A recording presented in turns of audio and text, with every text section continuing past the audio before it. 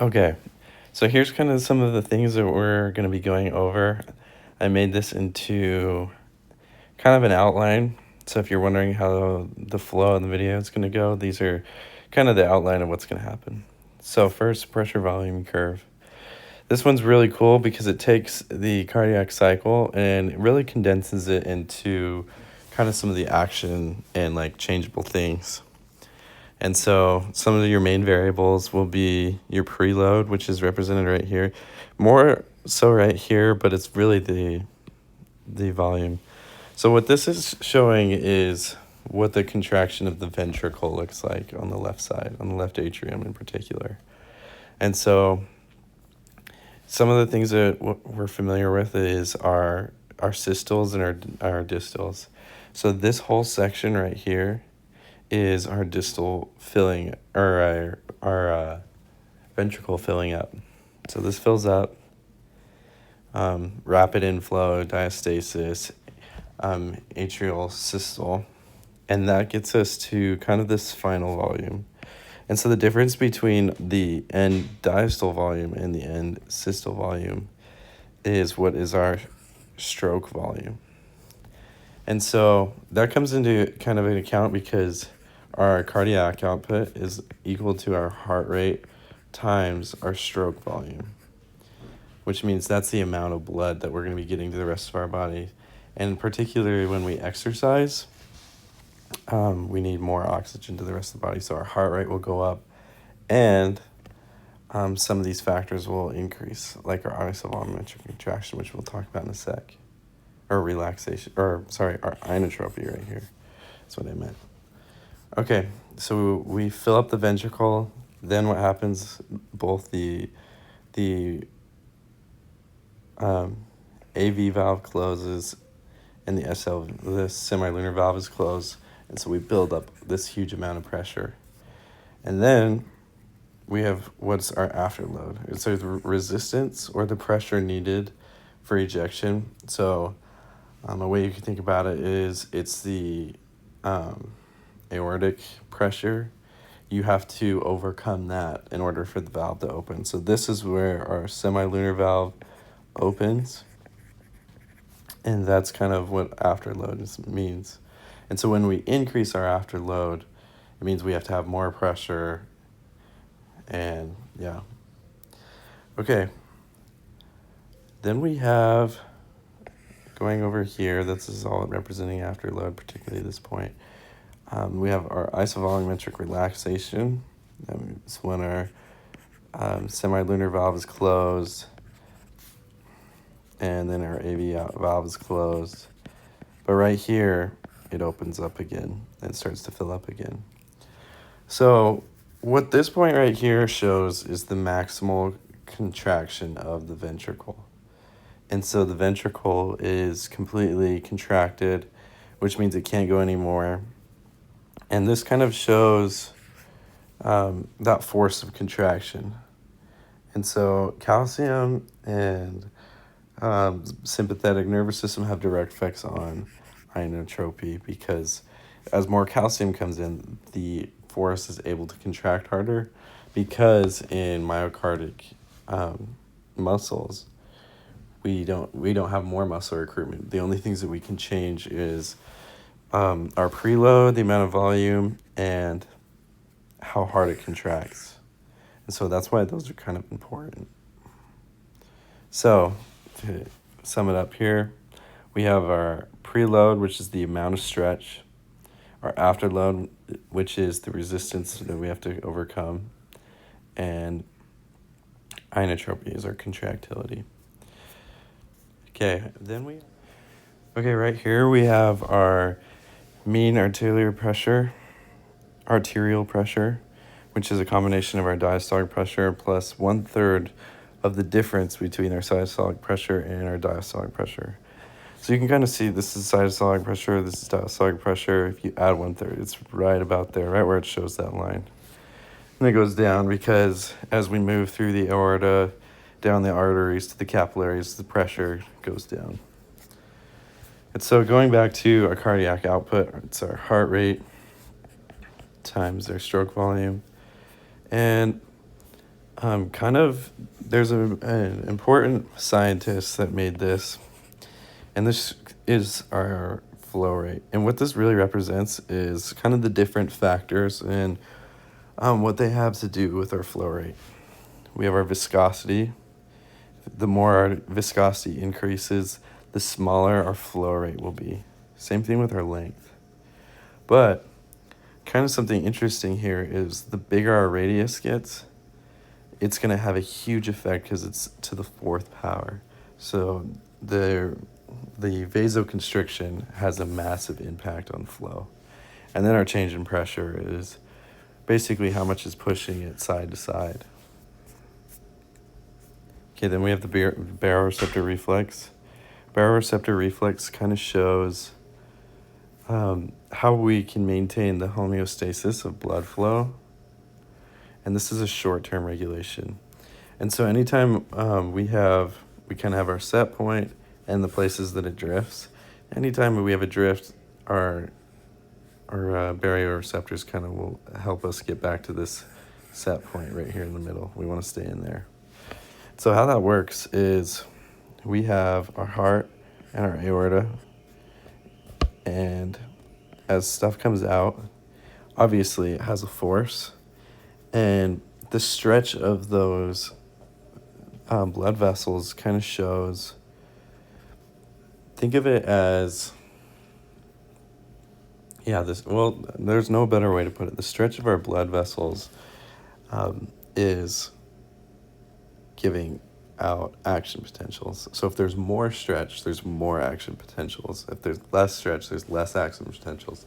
And so basically it's constantly being stimulated. It's just how much it's being stimulated.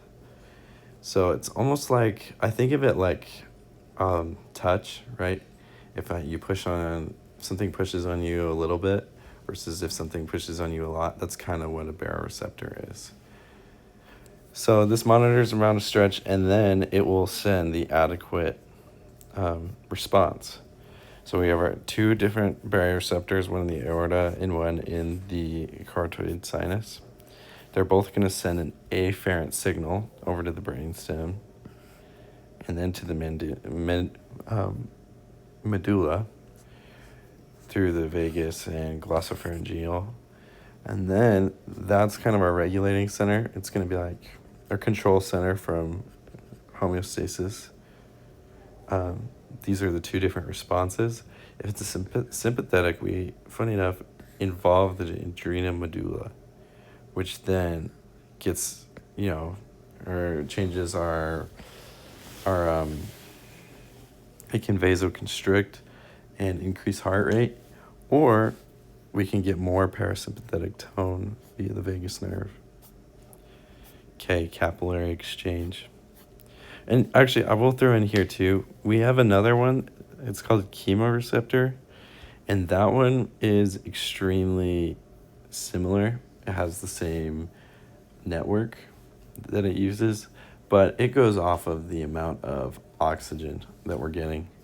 And so baroreceptors are pressure and chemoreceptors are oxygen, and they have a larger effect on the lungs so that we can get more oxygen. But if we inhale, we get a higher heart rate because it'll decrease parasympathetic tone.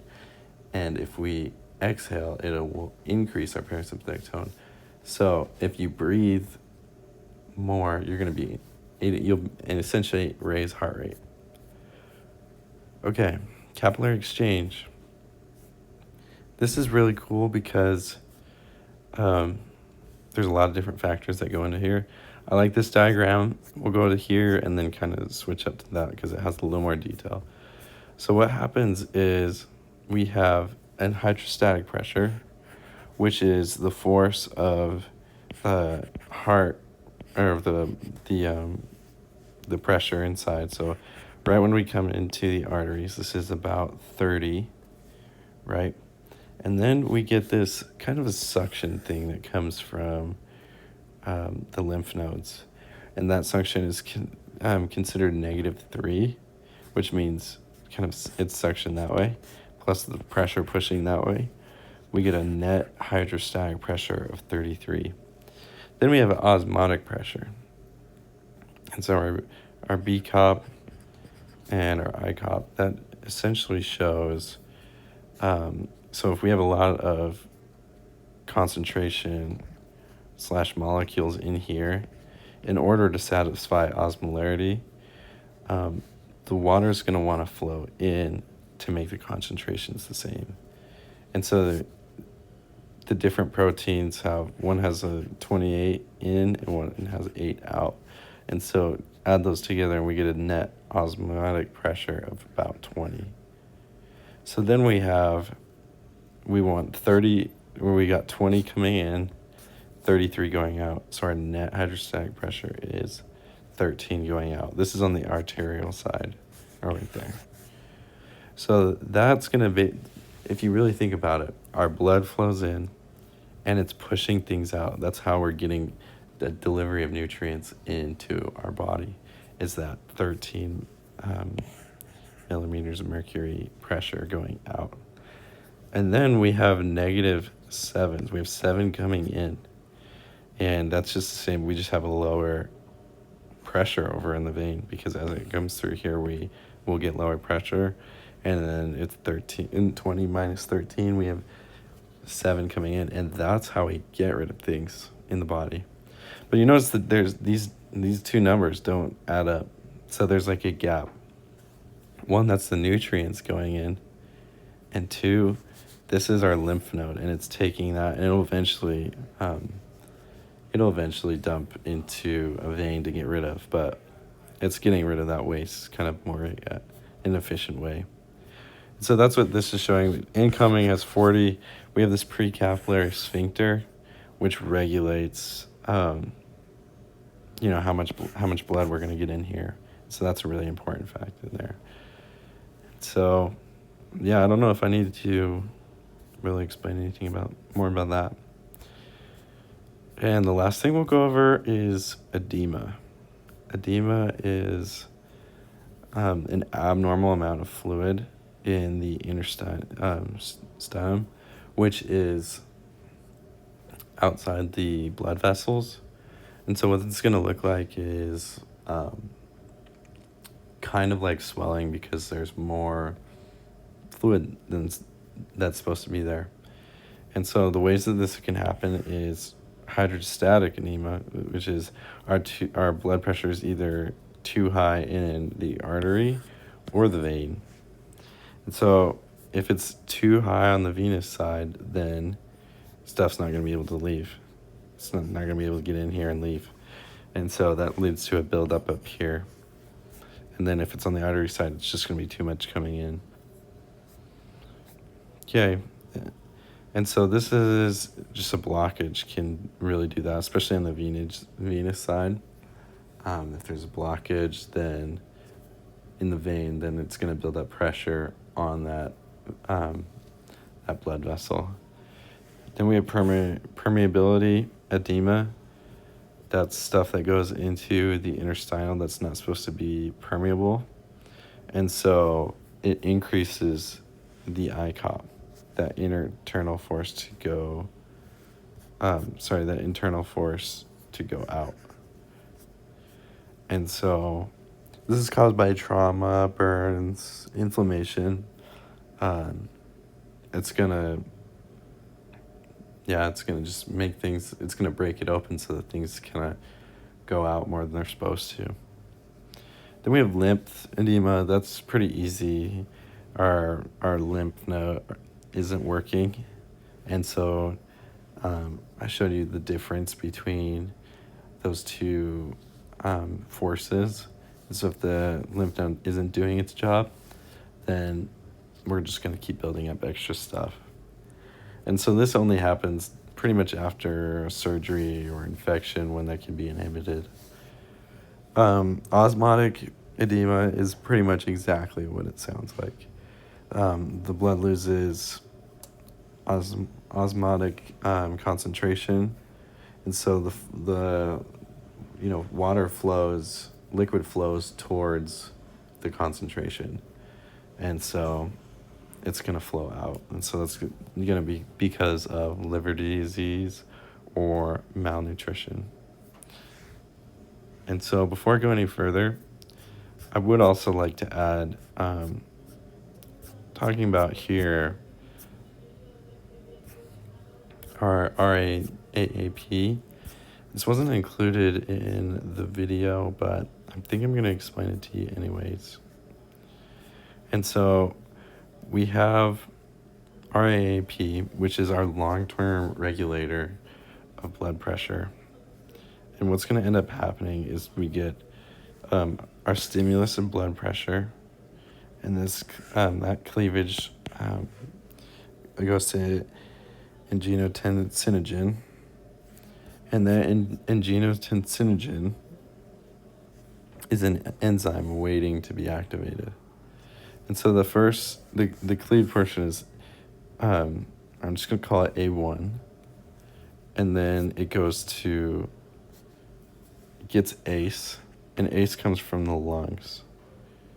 So it's going to get ACE, then it turns into angiotensinogen 2, and then it's going to have this massive effect of different things that it does. And so we have the secretion of ADH and secretion of aldosterone, which increases reabsorption and stuff. So that's going to mean decreased peeing, urination, and then gives us better blood volume. Then prevents our blood pressure. And that also goes to our increase of appetite, of our increase. I guess you get what I meant. It's you want more salt.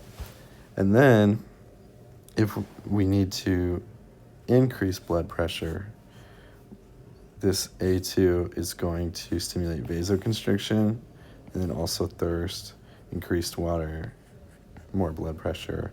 Then this one's going to increase peripheral resistance, which is kind of like vasoconstriction, and increased venous return through the vena cava and such to get more blood pressure and increase blood volume. Okay, that's everything.